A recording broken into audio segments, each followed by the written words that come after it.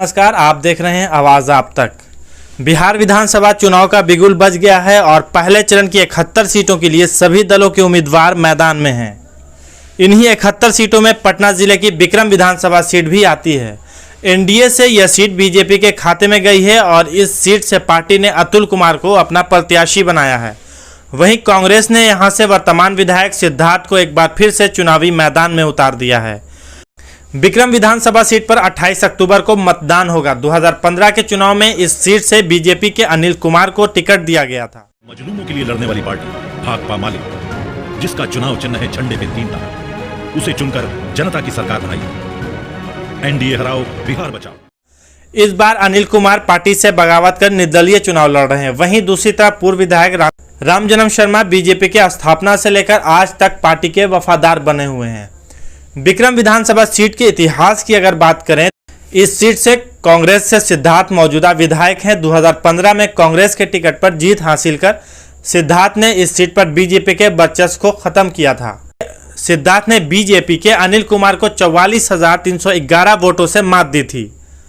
अनिल कुमार इस सीट पर लगातार 3 बार विधायक रह चुके हैं। उन्होंने फरवरी 2005, अक्टूबर 2005 और 2010 चुनाव में बीजेपी के टिकट पर ही चुनाव दर्ज की थी। इससे पहले 2000 में बीजेपी के रामजन्म शर्मा यहां से चुनाव जीते थे। अब तक कुल चुनाव में यहां 4 बार भाकपा और कांग्रेस, 3 बार बीजेपी, एक बार एलजेपी, जनता पार्टी कांग्रेस हो और भारतीय क्रांति दल रह चुकी है। अगर हम जातीय समीकरण की बात करें तो इस सीट पर सबसे अधिक प्रभाव भूमिहार का है। यहाँ करीब 1/4 आबादी भूमिहार की है। इसी को ध्यान में रखते हुए 2015 के विधानसभा चुनाव में कांग्रेस ने स्थानीय प्रत्याशी के रूप में भूमिहार जाति के कैंडिडेट सिद्धार्थ को मैदान में उतारा था। इसके बाद यादव और रविदास भी निर्णायक संख्या में हैं। इस सीट पर साल 2000 में सबसे अधिक वोट 74% पड़े थे। अगर कुल मतदाता की बात करें तो 3 लाख के करीब मतदाता हैं इस सीट पे। वहीं पुरुष मतदाता की बात करें तो 1,58,000 हैं, जो कि 51.9% है। वहीं महिला अगर वोटर की बात करें तो 1,46,000 वोटर हैं, जो कि 48% है कुल मतदाता की। और ट्रांसजेंडर भी हैं यहाँ पे 14, यानी कि 0.004%। मजलूमों के लिए लड़ने वाली पार्टी भाकपा माले, जिसका चुनाव चिन्ह है झंडे पे 3 तारा, उसे चुनकर जनता की सरकार बनाई। एनडीए हराओ, बिहार बचाओ।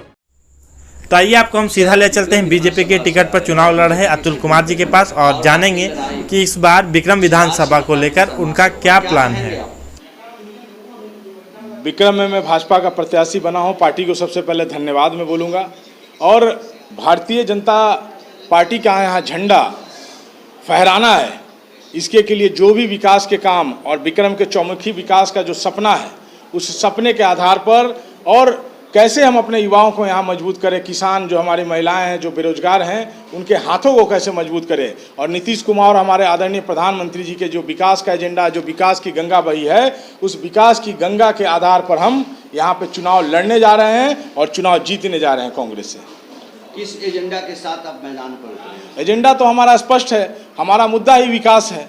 आज विकास, आज बिक्रम में सड़क देख लीजिए, गांव में आप किसानों का मतलब जो भी आप बिक्रम में आप विकास की बात करेंगे, वो हमारी बिहार सरकार और नरेंद्र मोदी जी की देन है। युवाओं के लिए आप क्या करेंगे? युवाओं के लिए मैं बोला ही कि हमारा युवा कैसे मजबूत हो, इसके के लिए जब हम चुनाव लड़ते हैं, हमारे नतीजे आ जाते हैं। चुनाव का नतीजा कुछ भी हो, उसकी चिंता मुझे नहीं है।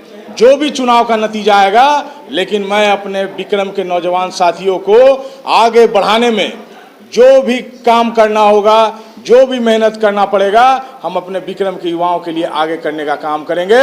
और आज तो मैं आपके बीच में विस्तार से चर्चा नहीं कर पाऊंगा, लेकिन 10 तारीख को जब हमारा रिजल्ट आएगा तो आगे का जो हमारा विजन है, हमारी योजना है कि कैसे हम यहाँ पे लोगों को मजबूत करेंगे, आपके सामने खुद ब खुद आ जाएगा। लेकिन जो वर्तमान विधायक सिद्धार्थ सिंह है, जो आप पर लगातार निशाना साध रहे हैं और कह रहे हैं कि इस बार 45,000 नहीं, लाखों से ऊपर की से मत दिया जाएगा एनडीए को, क्या कहेंगे आप? इस बार फिर एनडीए हारेगा बिक्रम से? देखिए, हमारे जो निवर्तमान विधायक जी हैं, यदि उनके तरफ से ऐसा बयान आ रहा है तो मैं उस पर कोई प्रतिक्रिया नहीं दूंगा, लेकिन ये जरूर कहूँगा कि उनके बात को यहाँ पे सच नहीं होने दिया जाएगा। और यहाँ जब लोकतंत्र में जनता जो है, अधिकार है जनता के पास, जनादेश देने का। तो जब 10 तारीख को जनता, विक्रम की जनता जनादेश देगी तो खुद ब खुद रहस्य पता चल जाएगा कि कौन कितने पानी में है। नीतीश कुमार एक महादलित पर वोट बैंक की बात किए थे।